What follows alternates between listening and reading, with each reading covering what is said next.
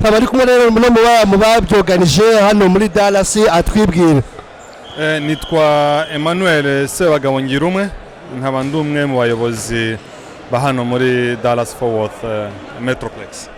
Arakoze Emmanuel, iyi gahunda nabonye ari nziza, nabonye uburyo abajene mufite abajene benshi, umukino wa basket kaba umaze kurangira, nabonye Dallas mufite abasore b'intarumikwa ko bakomeye cyane, bino biri mwabatekereje mute?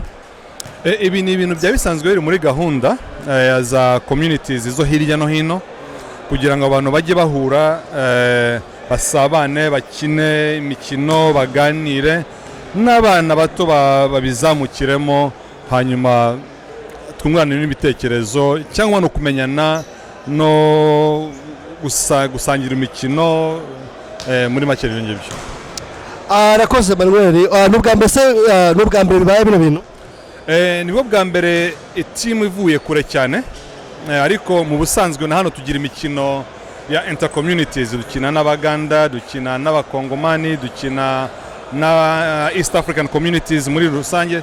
Nibwo bwa mbere ariko team iturutse men ikaza ahangaha, so umuyobozi wacu w'urubyiruko n'imikino yagize akazi keza cyane hamwe na team ye ayobora y'urubyiruko. Urakoze, nkuko tubizi main na Dallas Fort Worth ni mu ma RCA afite abanyarwanda benshi cyane cyane urubyiruko nkuko mubibona. Rwose bivuze iki kuri mwebwe muri gahunda za community no gufasha muri mu guteza imbere igihugu binyuze muri sport? Yego, nyine urabona nyuma y'imikino haba hari n'ibindi bigomba gukorwa, ibiganiro, banakungurana ibitekerezo. Mbere na mbere communities kubanza zahura zigasabana, then muri gahunda ngari nuko habaho no guteza sport imbere, guteza communities imbere mu sectors zitandukanye. Arakoze Emmanuel, this is One Show Radio, tukaba turi hano Dallas Fort Worth DFW, tukaba tugiye kureba umukino wa volleyball. Basket byarangiye gute? Byarangiye neza, twabatsinze. Byari ngombwa, abasore banyu bari abasore ariko na men bari abana batoya, mubona yuko bari bafite imbaraga. So football niyo abantu benshi bategereje, football muri izeye cyane rwose, na basketball nayo ntawa byose niko twatsinze, ariko bose batsinze. Icyangombwa kwa ruguhura abantu b'abajene bagakina, bakamenyana, tuganira ku bintu bitandukanye. Football cyangwa se soccer ngo tuyitanga muri Amerika itegerejwe n'abantu benshi cyane. Dufite abana basore b'intarumikwa bariteguye, nanone umukino uraza kugenda neza, ni mu kanya gato nko mu isaha imwe. Urakoze cyane, nabonye abana batoya mufite hano bakina basket. Ese nkamwe hari icyo mwumva mushaka gufasha nk'amafederasiyo mukomeje no gahunda mu kuba bakongera imbaraga mu kipe z'igihugu mu madisipline atandukanye mu Rwanda? Ibyo biri muri gahunda kuko umuyobozi w'urubyiruko hano muri DFW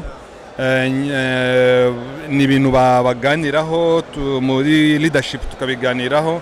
So turabanza kwiyubaka ahangaha, then tuzasangizanya n'abandi na experience hariya hakurya iwacu, ariko mbere na mbere turakiyubaka natwe ahangaha.